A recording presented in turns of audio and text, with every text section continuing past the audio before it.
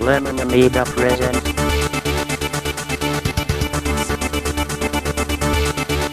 a Playguide video review. Sit back and enjoy the show.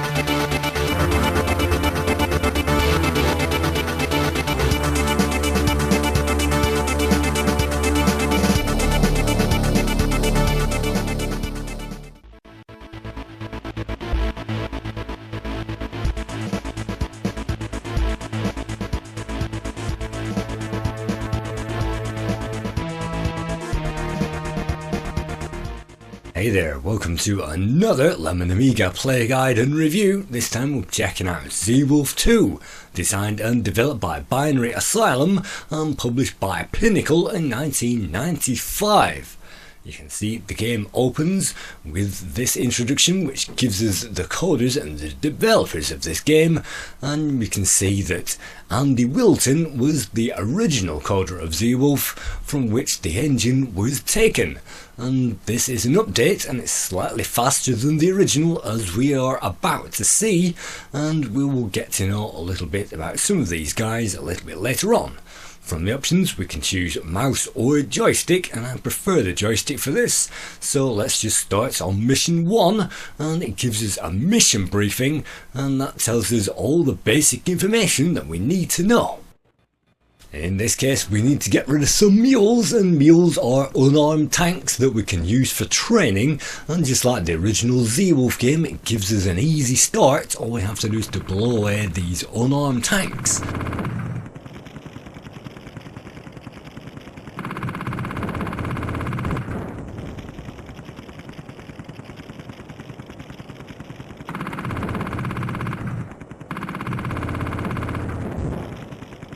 Our nimble helicopter has 3 modes of attack, either the chain gun or the rockets or the air-to-air missiles, which I think are also heat-seeking, and we can press the spacebar to toggle between those.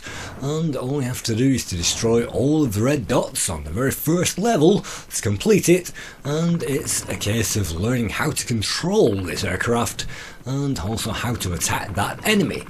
Once all of the red dots have disappeared, then we'll gain the congratulations message, where we can be shown a rating of how well we did.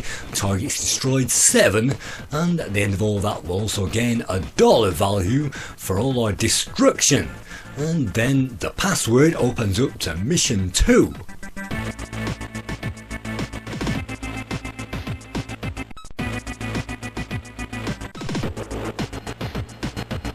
Mission 2 gets slightly harder. We'll have to blow up some tanks and some oil wells and rescue 2 POWs as well.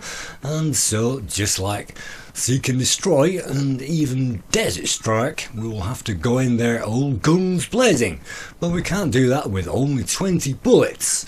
And that opens up another feature of this game. Just like Zeewolf, we'll have to find a camel, and we can find a camel on the front of the carrier, and by landing just in front of that, that will extend its arm and it will refuel us.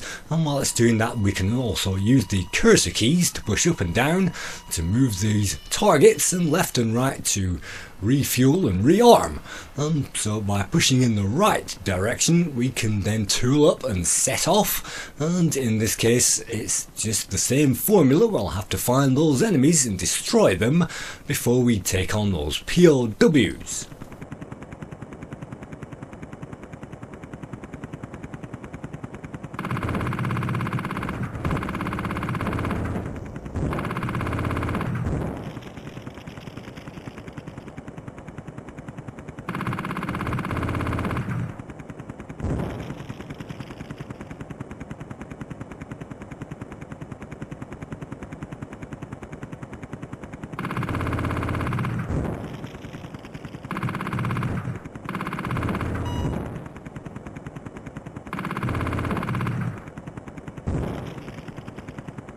You can see on the floor those things look like buildings, and those things look like mud huts are actually the prisons, where they keep the POWs, and we'll have to use a missile or a few chain gun rounds to blow that thing up.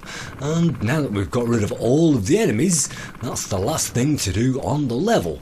And it's really great to use those prisoners, because for every one of those rescued, they will give us extra armour, which is what counts for health in this game. You can also see that the fuel level is running down as well. Even though this is a small aircraft, we can actually collect up to 6 people, and there are maybe 4 prisoners on this island, so let's break those out of their surroundings. And to guide and control this, we can use the joystick, and we can also press the right mouse button to use the turbo, and it even moves a little quicker in map mode as well. By pressing the enter key, we can enter map mode, and that will show us our map and also the directives as well by pushing the cursor left and right keys again. And so we can check on the map screen just like this what we have to do. And once those things have disappeared, then the green dots will disappear as our mission objectives. And in this case, it should mean that as soon as I drop these off, that should be mission complete.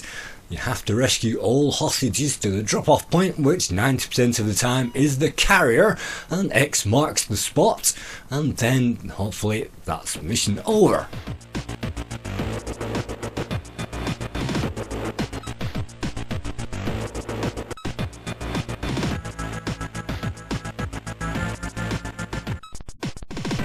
Mission 3, we have to airlift a kestrel from what looks like an oil rig, and you can attempt these missions in any order, but for my money I prefer to rescue the kestrel first. And so, well, what do we have to do? Well, circling around this oil rig, it doesn't look like there's much going on, and you can see the objective in the map is pointing us somewhere else entirely, so we must be around the wrong oil rig.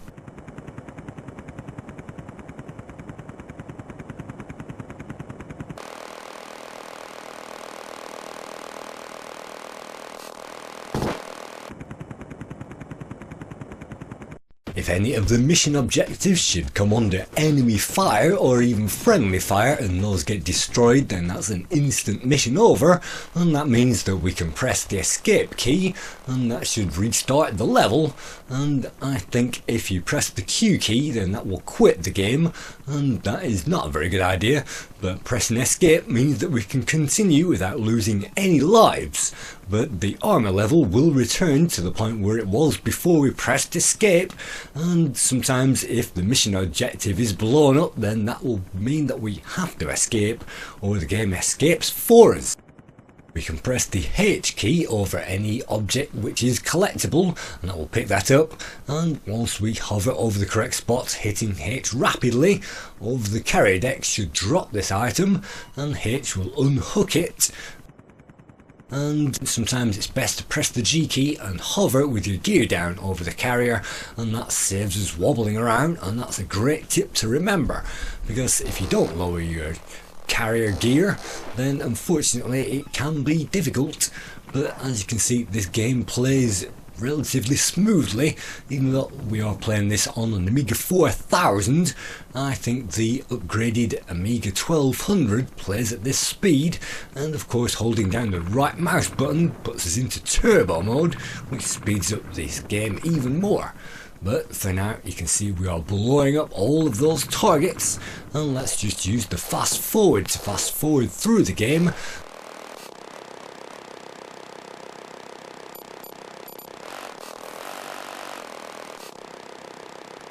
The closer we are to that carrier door, the quicker those guys will escape, and that in this case means that's the end of the level. And we're really racking those levels off now. I'll be showing you the first 19 levels, and there are many levels in this game.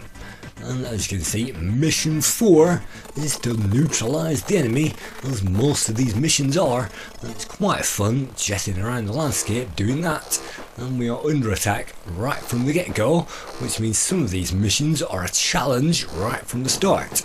and it's important to knock out the most dangerous enemies first, and usually that's the airborne ones, followed by the ground guns and then the tanks after that, and then of course any prisoners which need collecting. But on this particular mission it opens up yet another part of the game, and that is unique to Zeewolf 2, and that is the remote controlled friendly tank. And all we have to do is to land here and the arm will remotely link us, and now we can use that tank and we can destroy the enemy. Sometimes if the remote link is destroyed, then that's absolutely fantastic, because it means that we are not getting destroyed, and any armour and any damage taken by this thing is absolutely no penalty to us. Absolutely no problem, because we have landed several miles away and we're not really concerned about the tank. But we're going to use this road, and the tank has several weapons on offer. You can see the main gun, and there is also a chain gun as well, and you'll be surprised to learn that the tank even has rocket seeking missiles. But that's all the objectives complete, and so we rocket on to the next mission after the usual handout screens. And yes, these missions can be really racked off really quickly.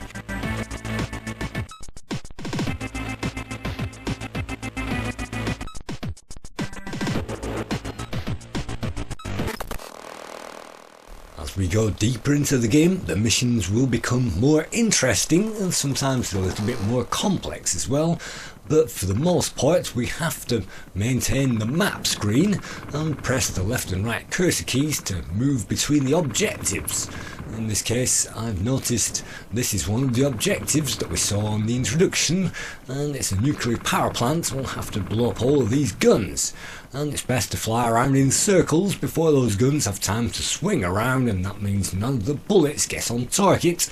You can see we have half energy already, and that's where the prisoners come in, because if we can liberate some prisoners they will give us that armour back.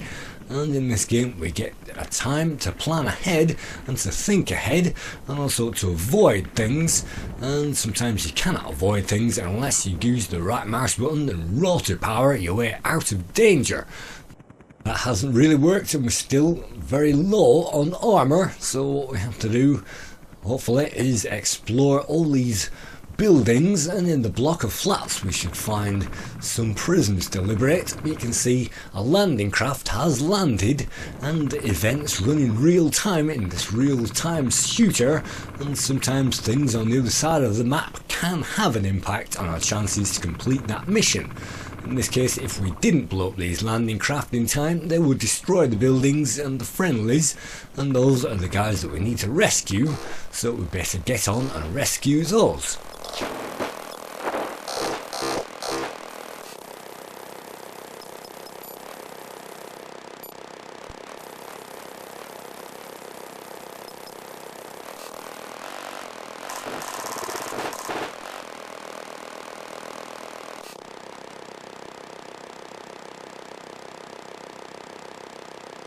That's a terrific health boost at this stage, and 6 people rescued will give us most of the health back, or at least put it into the green zone. And whilst we're here we can also collect some more weapons, and that's essential as we go through the game. And then it's back to the blasting action, and you may find that some of the people that need to be rescued are in buildings miles away from where you would expect, and so sometimes you can rescue these, and some of these aren't even on the mission, and some of those are. But you can see the green dot, that's definitely a mission objective. And now we are flying away. We can see the block of flats, and hopefully rescuing the last few people will complete the mission. And it's great to see the items throughout the level, and the landscape is different enough from the original Zeewolf. As we move through the game you'll find that this has churches and different buildings, and that's a great addition because on every level it gives us something to look at and some new graphics, and that should be mission complete.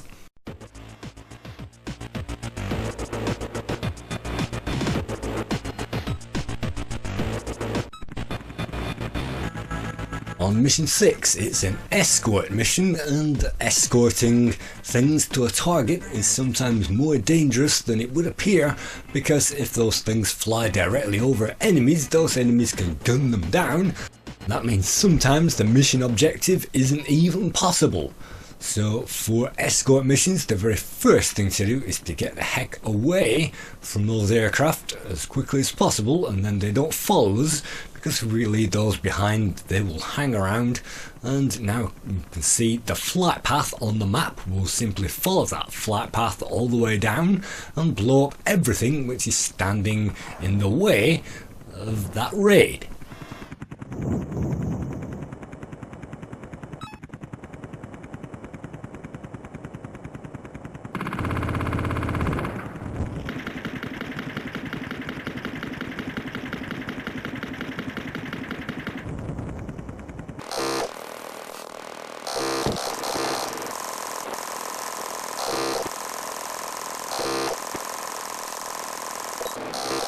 Another part of the mission is to escort a helicopter back to the base, and you can see that I actually didn't expect that, but that's another part of the mission, and when that happens the helicopter will take off and you'll have to keep up with it, and it will sometimes deliberately fly over the enemies just to get blown up. So what you have to do is to engage the rotor and to fly out ahead of it and to blow up things before it can fall into any trouble.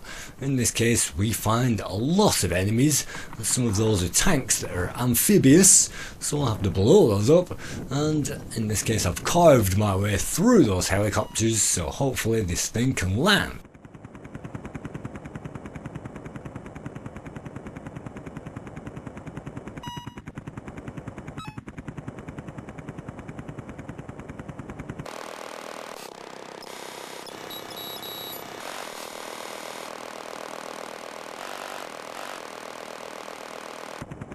Now that we've cleared that flight path, it's time to release those kestrels, and the kestrels in this game are pretty neat aircraft. They are VTOL aircraft, vertical takeoff and landing, and where have we seen that before? Well, the Harrier, the Sea Harrier by the Royal Navy, is the only thing, as far as I know, that can do that, and it's unfortunate that those aren't probably in service anymore. But you can see one of those is called Keynote, and it's important to stick together because they will hang around sometimes, and that means that they are open to attack. But you can see these domes sometimes have to be blown open as part of the mission objective, and so whilst that we are here, those kestrels will help us to destroy the enemy.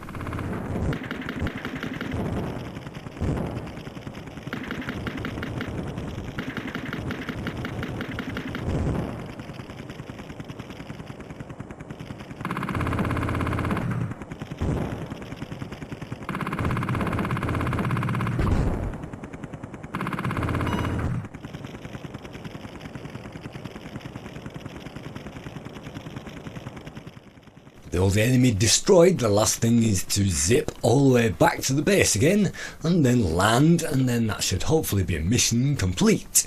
And it's a great feeling to complete a mission with everybody back safe and sound, and we get the usual mission complete screen. Unfortunately in this case I can see one green dot that unfortunately I forgot to blow up, so let's use all of the available weapons and smoke that out of the water. And that should mean hopefully that that's it, and it's a great feeling when the game just cuts out and says congratulations, you are now on to mission 7, and now we get a whole new batch of objectives. You can see airports are now appearing in the game, and we have to drop troops, and we have to blow things up, and we have to use a remote control kestrel, it looks like, which might be some fun on this level.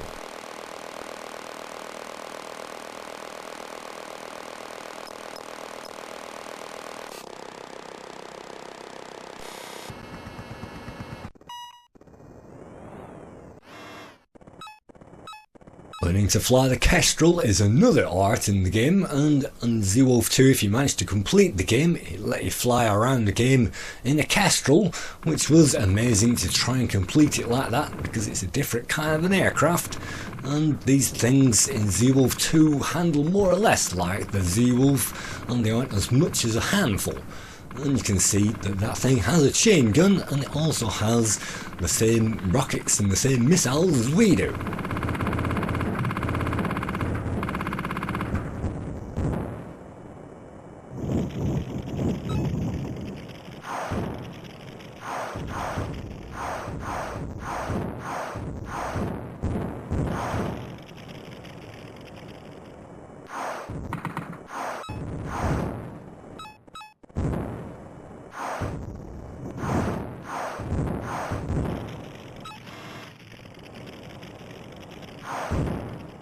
To use the guided missiles, they have to appear on the camera on the right side of the screen, and if they are in the camera view then they will be knocked out by the missiles.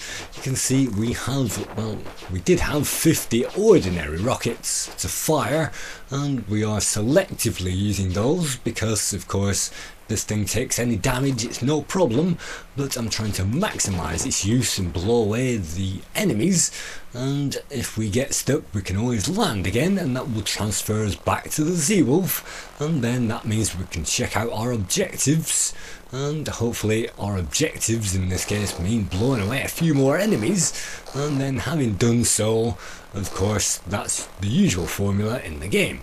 So it's an easy format, and things that we have to remember aren't so hard, and we can always fall back on the map by pressing the enter key. And in this case it says that we have to drop off the commandos at the airport and they will assault it. Unfortunately I've already blown up the airport to smithereens, so what will happen is those guys will leave, and then I will simply hopefully get the mission accomplished screen, commencing assault. And you can see it's as easy as that sometimes, but they will demolish the thing for us if we want to have that kind of experience in the game. Unfortunately commando raids aren't a major part of the game, but fortunately helicopter raids are, so we can get into our portable Airwolf helicopter and Zeewolf our way through the levels. In this case we're on to mission 8, and it's airlift 2 VTOL Kestrels to safety again, and so let's dive on into the mission, see how far we can get.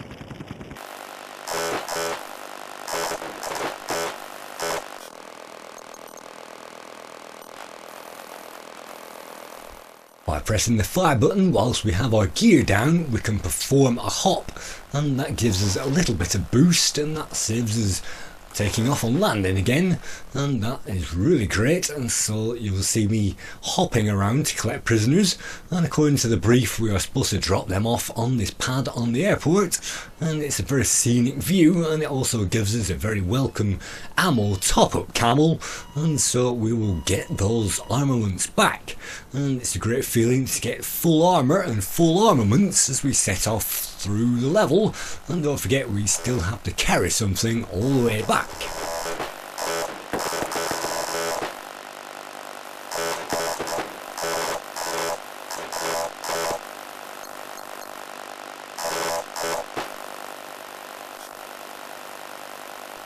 Pressing the H key wildly, we've managed to pick up something, and it's great to fling that thing around, and so let's chuck that onto the floor, and that completes the level, and let's throw this one down as well.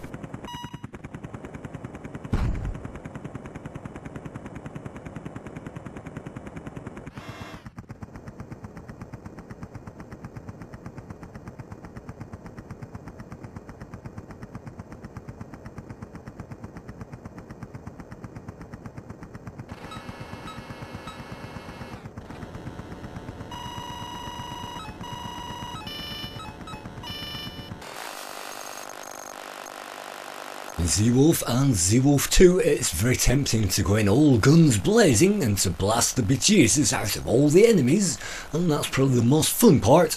But if you go along straight lines, then the enemy can line you up and it can take pot shots which damages, and so it's better to fly around in circles and don't take on anything from the front or anything directly.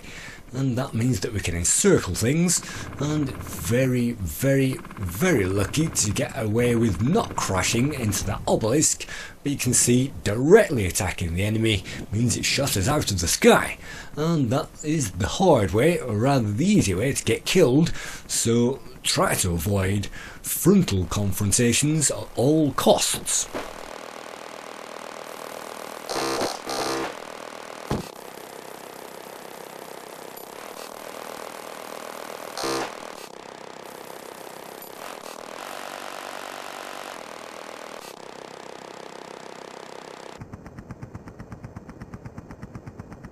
That's the last two POWs extracted from that site, and that means that in order to complete the mission, we've just done it, and we don't have to refuel or restock because we'll get different fuel and different weapons on the next level. And so let's check out mission 9. And as you've seen, the missions do get more interesting as the game goes on, and mission 9 is one of the more interesting ones because we have to use a remote control helicopter to use it to collect a bomb tank, and then we'll have to drop the bomb tank onto the enemies.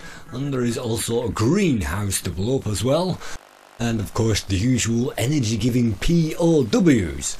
So let's just get on with the mission. Let's remote link to the helicopter, which is the only thing which can carry the bomb tank, and now skillfully avoid every single thing on the way to the target.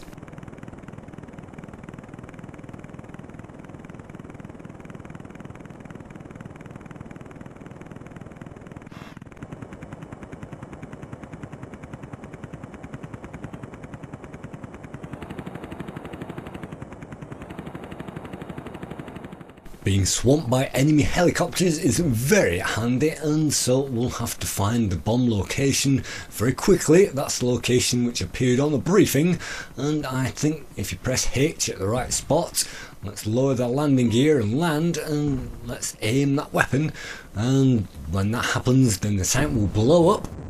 It would also blow up our friendly remote control helicopter, and that's no bad thing because it returns us back to the Zeewolf again, or the Airwolf as I like to call it, and that means that we can go in and collect all those enemies. And yes, if you don't drop the bomb tank on the right location right at the start, then you'll find the mission is incompletable, so you'll have to take on some of these missions in the correct order. And sometimes the enemies can be reinforced if you take too long over a particular thing, but usually the enemies are in a fixed position or on an island, so you have all the time in the world to pick off all those guns and then release any stragglers. And you can see a very nice dome. Well, that's part of the mission to blow that up, so let's get rid of the greenhouse and use the automatic missiles. A few of those, and one actually lands on target. There are also some bots to blow up. Those are known as sharks, and there will be a few shark and helicopter destruction objectives on every level, as well as the tanks and the POWs to pick up. So that gives you an idea of the formula, and it says resupply the camel. Well, we are getting rather low on armaments at this moment, so we are going to commence the assault by dropping the commandos into the base, and then we're going to find, hopefully, where to find those armaments, because we can't destroy all these guys forever without rearming. You can see those guys green on the floor, so they are the enemy, and a few well-deserved shots on the wellhead destroys the enemy well. That's all we have to do to complete that level, and that even awards us an extra life.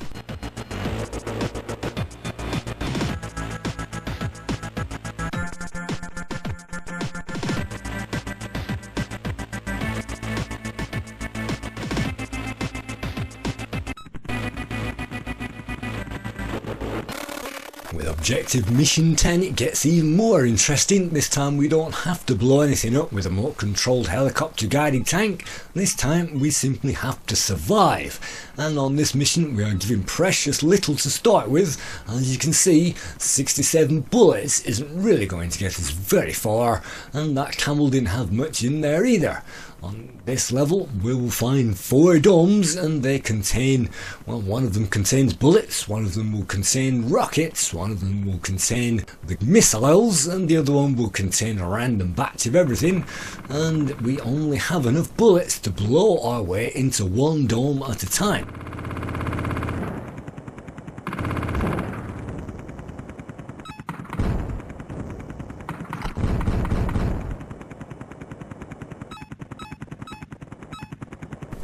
One tactic is to leave the area so that tank disappears. You can see it's wandering off, so let's lower the landing gear and sneak back under the radar to get to that camel.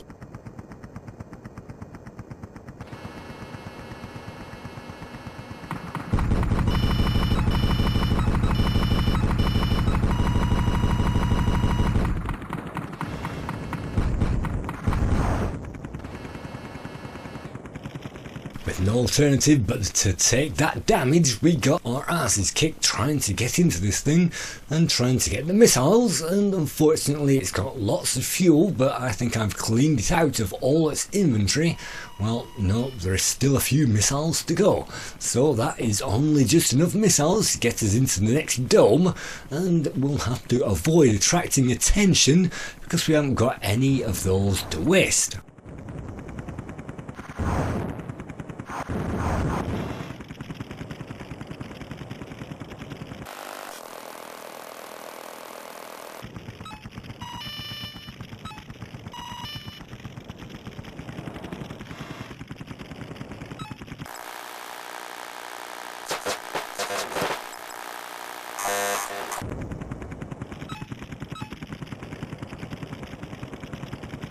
We can save those rockets by using missiles at very close quarters, and even though that's wasted quite a few missiles, there aren't that many helicopters on this level, so that's not such a bad thing.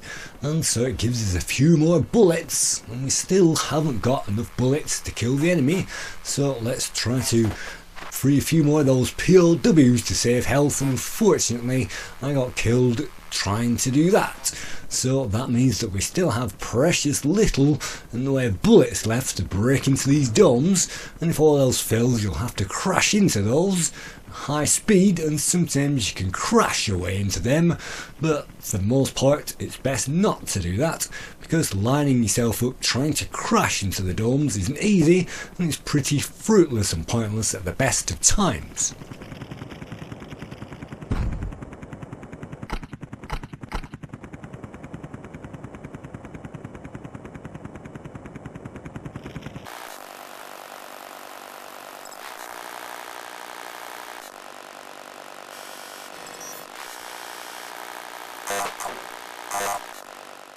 We still cannot get on the rampage because we're still trying to stock up, and we've finally got over 200 bullets but only 10 rockets, which isn't amazing, and we now have guys wandering all over the map. The blue dots are of course the prisoners that we need to collect, and the red dots are of course the enemy.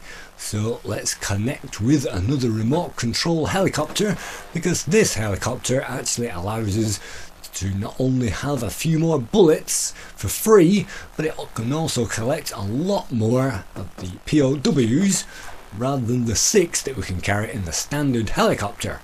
Unfortunately, if this thing gets blown up with the prisoners on board, that's mission over, because you can no longer rescue them and you'll have to escape.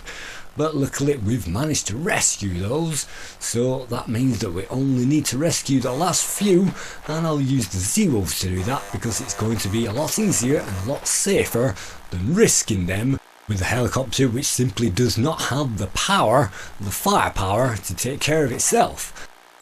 On this mission I'm down to my last few missiles, and all we need to do is to take out this last enemy helicopter with the last few bullets, and that should be just enough to complete that mission.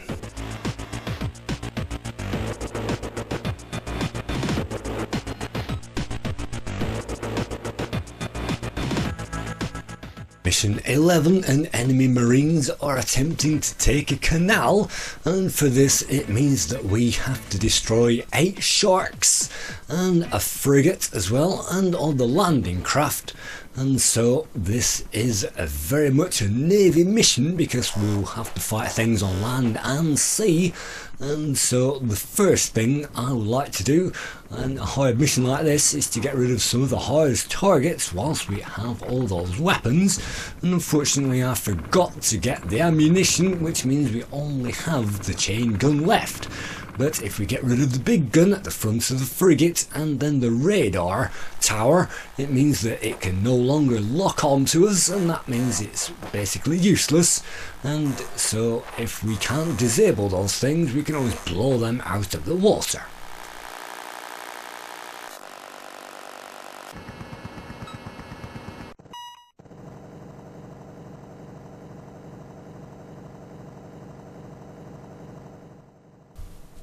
This WHD load Amiga 4000 game I'm playing, sometimes when you press the enter key it automatically returns us back to the game again, and that's pretty sensitive.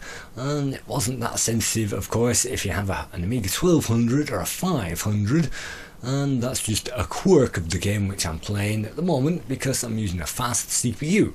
But on this mission, instead of trying to get some more missiles, I'm actually using a shark, and this remote control shark, if it gets blown up, it will severely detriment us because we need all of its missiles and its armaments to blow up the major targets.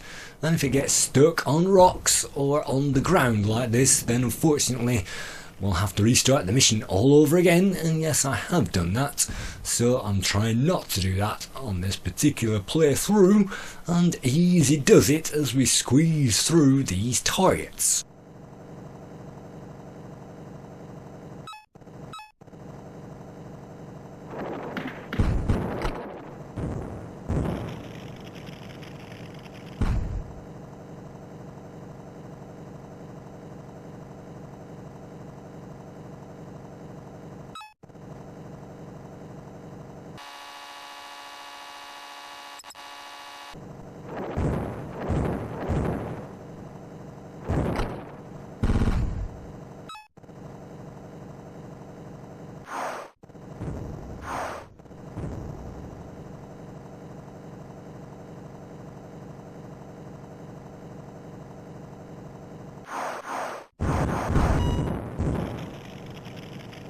Using our remote control bolt, we can use up all of its armaments on those enemies, and as soon as it gets destroyed we'll return back to our helicopter, so we might as well send that out all guns blazing because, well, we've absolutely nothing to lose.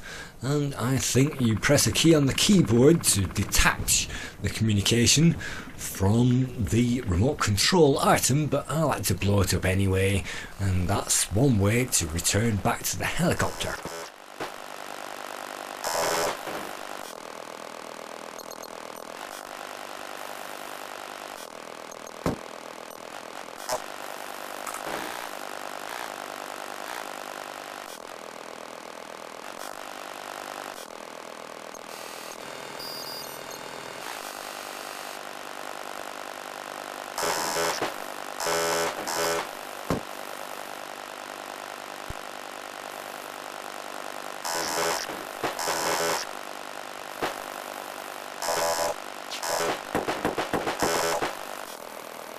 You can see a vast variety of air-to-air and air-to-ground landscapes are available, and the theatre of war in this case.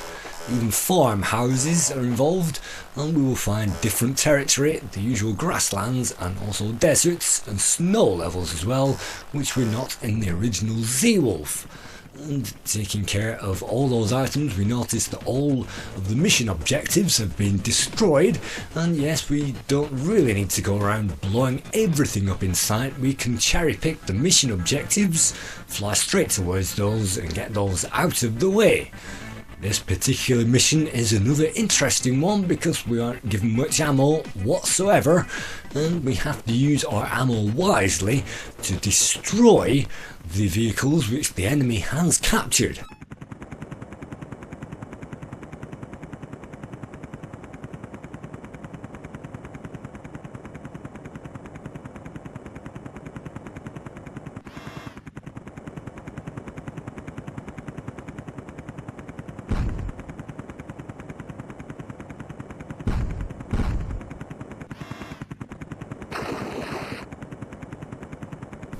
with only 150 bullets are only possible.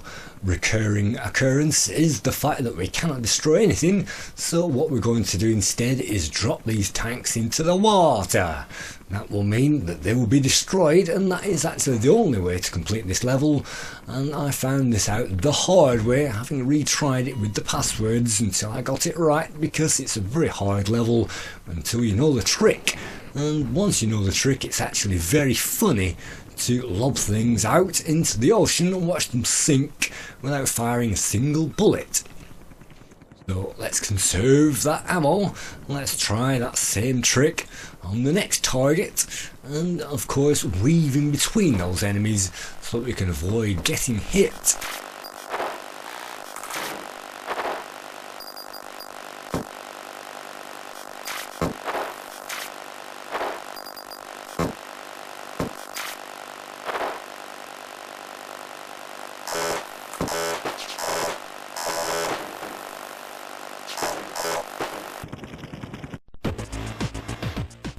Those are the two missions: destroy the reactor and destroy all of the friendly captured items, and that's what you have to do to complete these levels. And so it's kind of a puzzler in a way sometimes, because you have to work out how to complete each level individually, and until you know the way to complete the level, it can be sometimes difficult. That can't be underlined any more than mission 13, because mission 13 is another one of those missions that I had to figure out the hard way. If you blow up the friendly tank from the start, it means that the mission can no longer be completed, and it means that we'll have to retry that all over again. You may notice we're still on 7 lives when it does that, but it will keep the energy, or rather the armor level, that we had before, so we won't waste lives having to restart the level all over again, but we will lose that energy, and eventually we won't have enough energy to complete the mission, and we'll virtually have to die so that we get a full top up of that. And yes, a bit of loose cannon fire means we've destroyed the friendly vehicle again, and that means we're going to have to retry it again.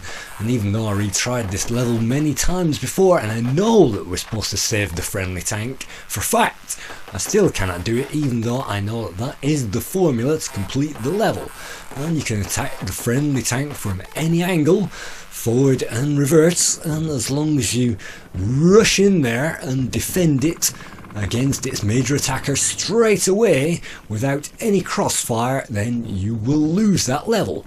And I have managed to do that, and that means eventually, hopefully, we can destroy the attackers, and that means the tank will get underway on the road, and we'll have to protect the tank as it moves along that track.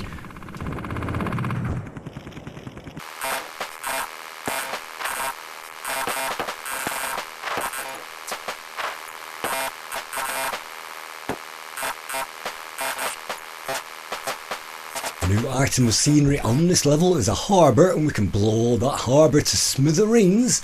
We'll also find something to rescue over there, and you may notice that the tank actually stops when we abandon it, and that's not particularly good. You can see the flight path of the Kestrel that we need to follow and escort into battle, but let's leave that until last, because guiding this little tank down this little road when one shot can destroy it is a nightmare at the best of times. You can see we're down to 35 bullets and precious little armour, and because we're straying too far off the road, that tank has stopped again, and because we've run out of bullets, our helicopter has blown up again. But luckily we can continue the mission because that tank hasn't been blown up. We can fly straight out towards it again, get that guy rolling, and destroy all of the targets that we really need to. And yes, we've made it halfway along that road.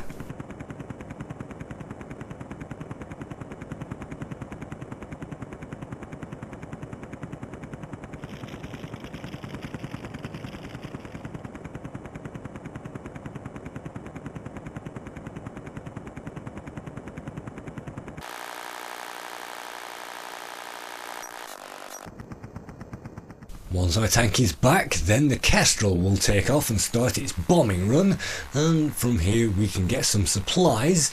And so let's leave the tank behind and escort the Kestrel, because again, if that blows up, then it might be mission over and we'll have to start it again. So let's destroy the defences and get rid of this boat, and hopefully the Kestrel, now that it's encircling itself, we'll have to fly back to that and trigger it, and that will destroy the boat for us, and that won't be enough to sink the boat. We'll have to finish it off ourselves, which is yet again something I had to learn the hard way.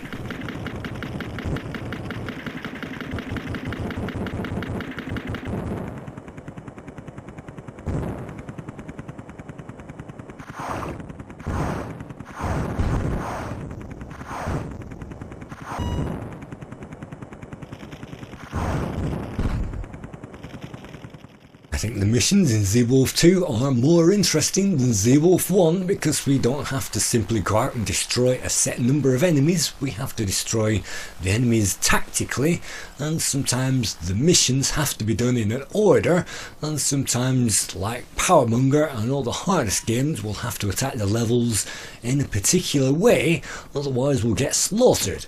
On this particular level we're still waiting for that friendly tank to get home, and once it has done so, we've destroyed the boat, so that means it's level complete. So we move on to the next one.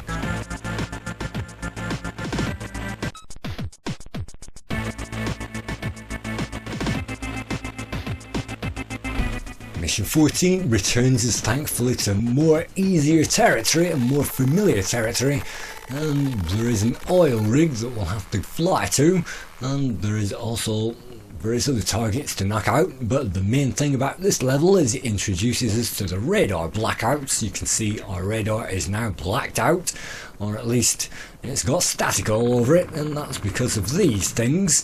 And those things are radar towers which block out the signal, and you'll have to destroy all of those to get the radar back.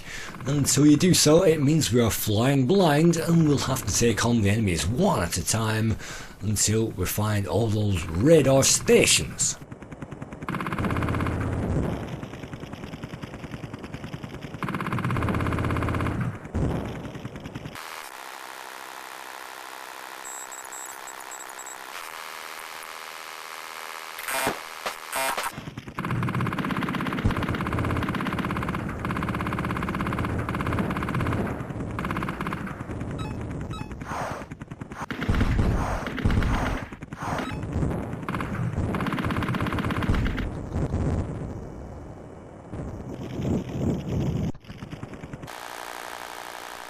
I think it's great that the game rewards us extra lives periodically, and so we're still on 5 lives even at this point, and it means we can be brave and we can dive into the action without worrying about the lives. And I guess one of the easiest ways to complete the game is to take it very, very slowly and to treat it like a long-term tactical game, so that you can take your time and pick off the enemies in a tactical way. But if you want to go in there gung-ho, it is entirely possible to do that. As long as you pick up the weapons, it is entirely possible.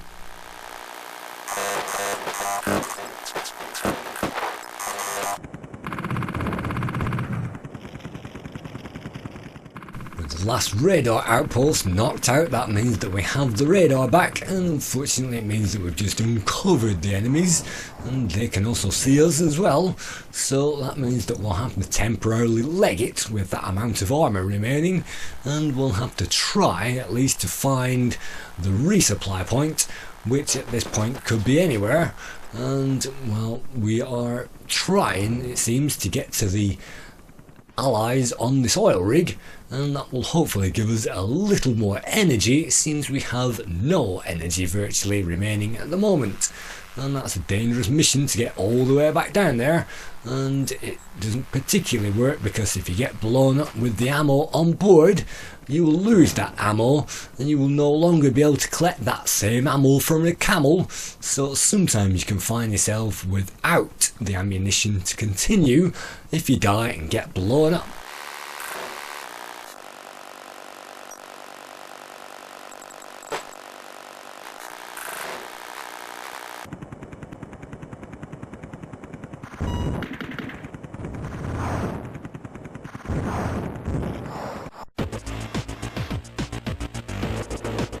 also an amazing feeling when you get rid of the very last target in time, and that was only just in time, and it gives us an extra life as well.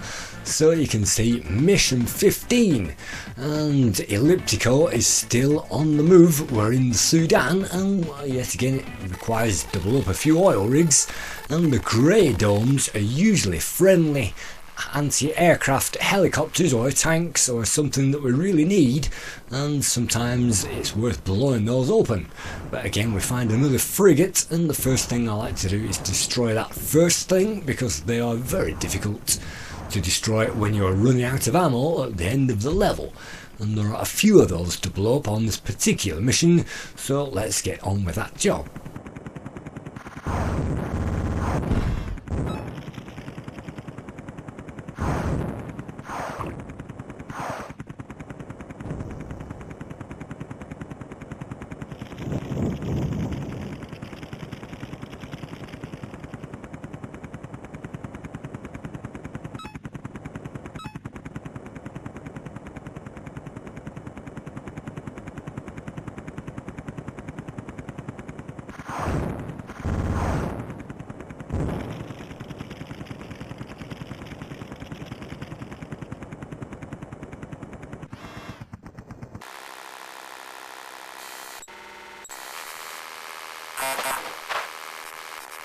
This mission we are given a tank, and in order to use that tank we'll have to move it off the island where it is and put that onto the main island, and then we'll have to remotely link to that tank in order to activate that, and that means we'll have to land on the same island and remotely link to the tank. Now we can use the tank to blow up all the hard bits on this particular base, and hopefully if the enter key stops messing around I can find those targets and waste them before they waste us.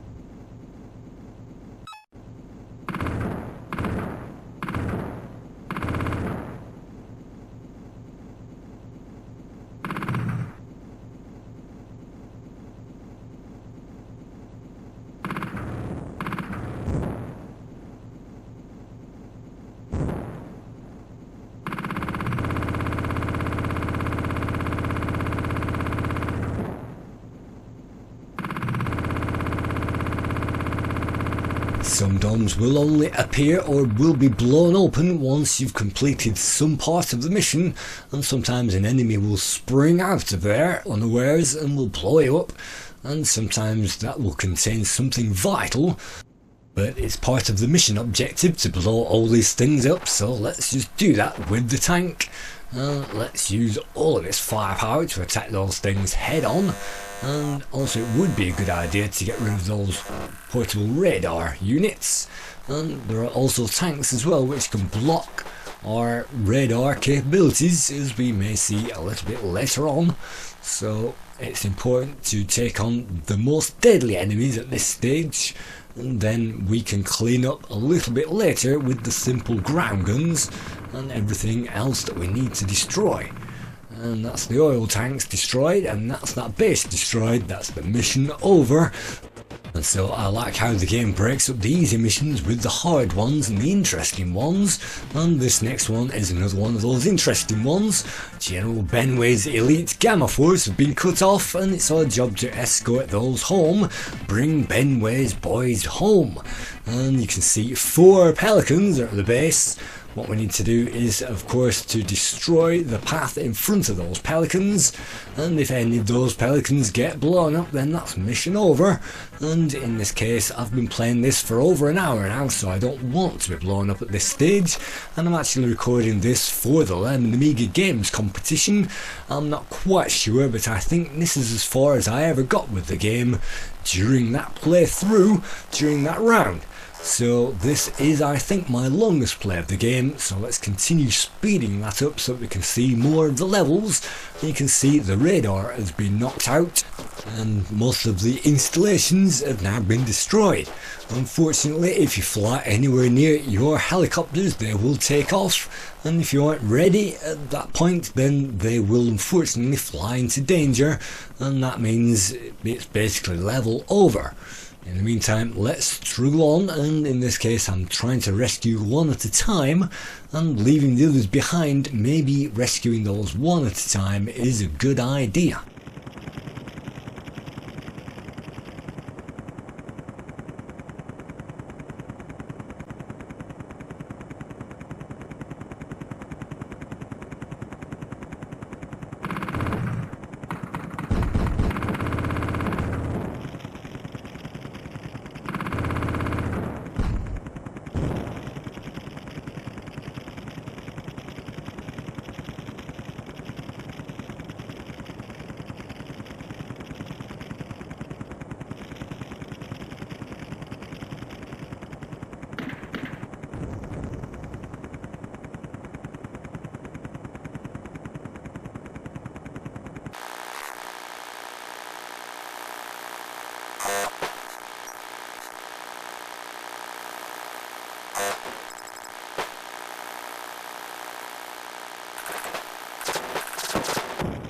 When our friendly aircraft get destroyed, we can continue the level, or we can press escape and try the level all over again, and I'd recommend doing that because unfortunately it will quit the game eventually if you carry on, because the level is now incompletable.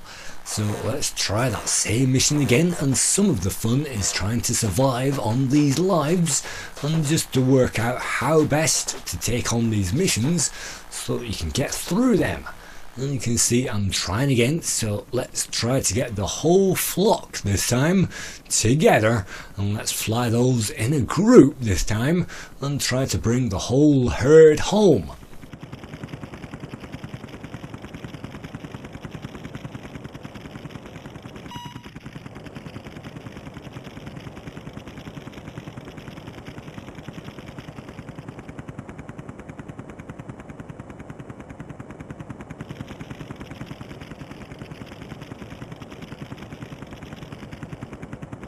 Just like before, we'll have to follow those aircraft around so that there's no stragglers, and it's impossible when you find stragglers flying right over the enemy. Sometimes they're determined to get killed, so we have to fly back and make sure that the flock is together, and just like sheepdog and wolf, we'll have to make sure that those things don't wander into danger.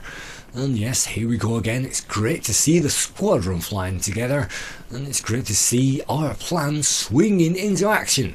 But just one shock at this point could blow one of those helicopters up, and it could be frustrating if that happens. We'll have to try that level again.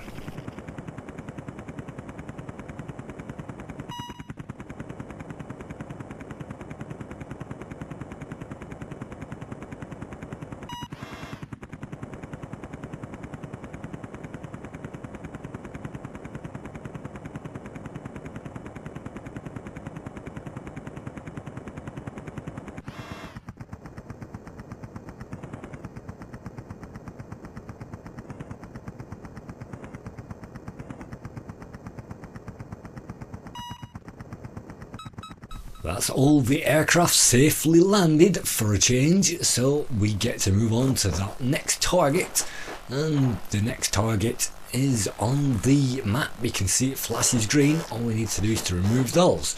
So that didn't quite work, and well, one more target to go hopefully, and then that's the mission over. So you can see we are really romping through those missions. It gives us an extra life, and this is mission 17 out of the 19 missions that I'll be showing you in this playthrough.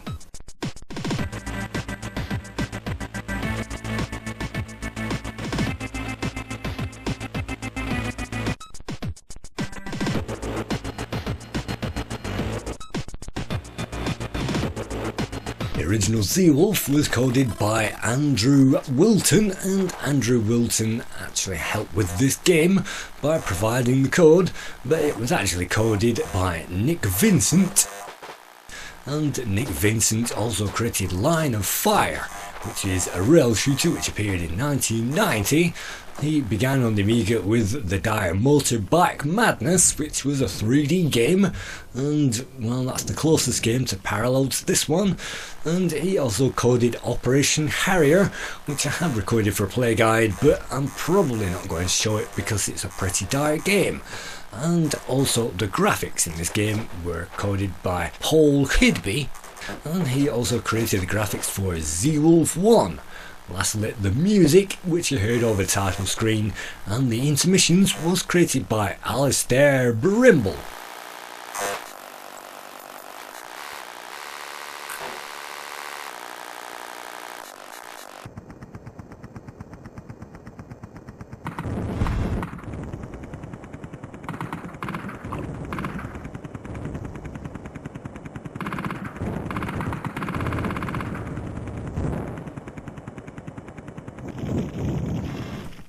I like the fact that this game is slightly faster in running speed, even on an Amiga 500, than the original game, and it has more features and more enemies and more things on the landscape, more things to do and more missions and greenhouses and things like that. So they really have developed this game. It's more like Zeewolf 1.5 than virtually Zeewolf 2, but we did get this Zeewolf 2 on the Amiga. The original was released by Empire Software and this was released by Pinnacle, but apart from that, Binary Asylum still did a tremendous job creating a 3D flight game and an attack game and some kind of a strategy game in this real-time simulator.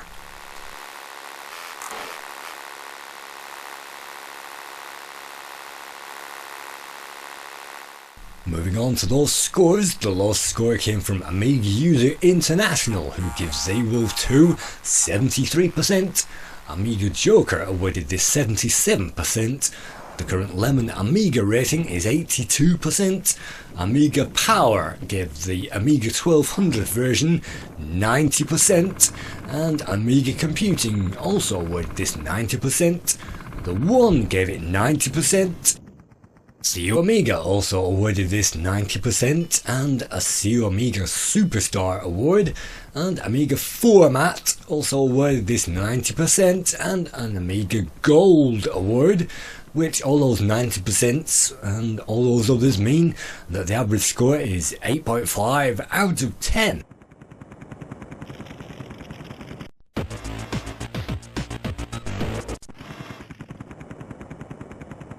I definitely give this game high marks, and when we played this in the Lemon Amiga competition, and I think this was my try of it, I think that it has lots of action going on and lots of things to keep the player interested level after level. Fortunately, after playing this for 2.5 hours on this particular try, I was sweating and absolutely worn out by the end of it, and this is an unbroken playthrough, no cutaways whatsoever. So you can see that I'm trying again to complete this level, and it really does at this point get quite difficult, and you don't really want to make any mistakes.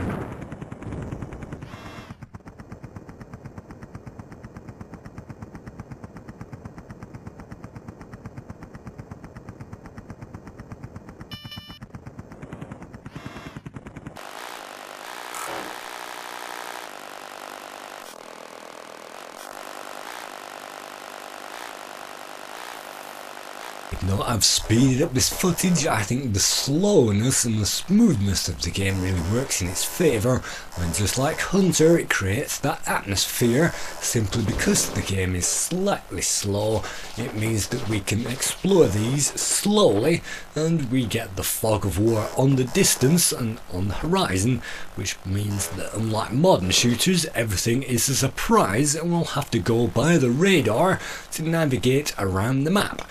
And that's not so bad because the radar screen is much faster than the normal screen, which means that we can speed up our playing experience by doing that. So there is a lot to love about Zeewolf 2, there is a lot of action, and the mystery involved. Sometimes it can be frustrating if you don't quite know the trick to complete every single level, but hopefully after this play guide I will have given away some of the tricks for some of the starter levels and made that a little bit easier, and I think there are 32 levels in the game. And hopefully all of those passwords will be on the Lemon Amiga database. So let's continue with mission 18. This is the penultimate one we'll show you in this guide. We're back to the desert again, and it means that we'll have to free the troops and blow up the enemies. And the unique thing about this particular mission, yes, not only do we find the radar is also knocked out of action, but the landing place to drop off all the POWs is actually a block of flats. So instead of parking our POWs on the carrier, we'll have to drop those off on the top of the building, and just like the Nakatomi building, it's pretty precarious up there with a helicopter.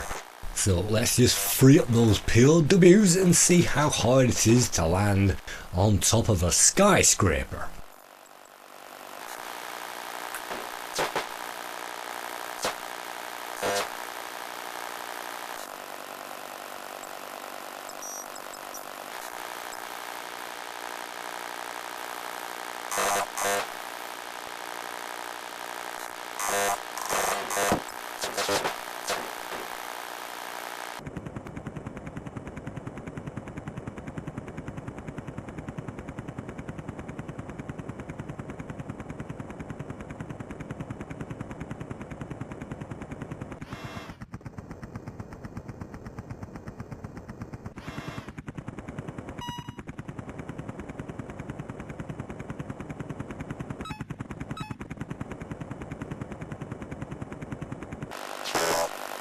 And yes, that is mostly all we have to do to complete the level, and so cleaning up the last few enemies and wasting the last life, we have 0 lives, you may notice, in the bank, and that means that we'll have to use up the last of our energy to get us off this mission, and we're only going to survive one more mission after this. But destroying those last few targets, sometimes the end is plainly in sight and it can just pop up without warning, so let's just get through and kill the enemies in order.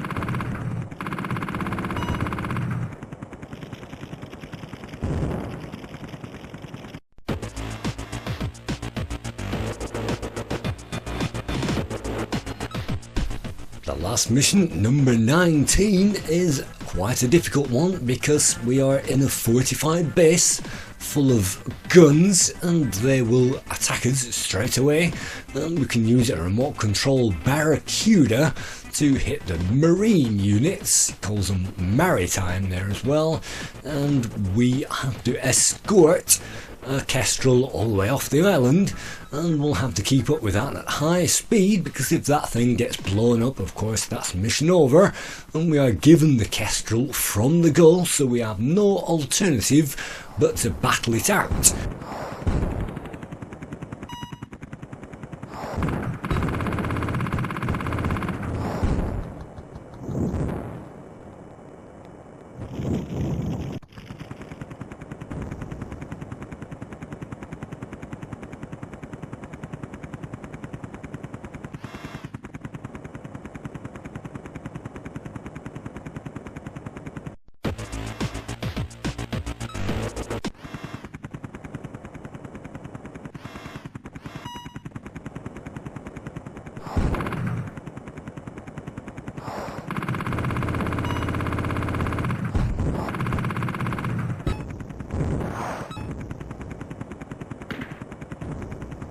base is mightily defended, and this is the bridge between the medium levels and the hard ones. You can see we are right behind our friendly, and so we will unfortunately have to restart that mission as soon as that thing dies. But thank you once again for viewing another Lemon Amiga Playguide and review, and I hope to see you in another Playguide and review at some point sometime soon. Thank you.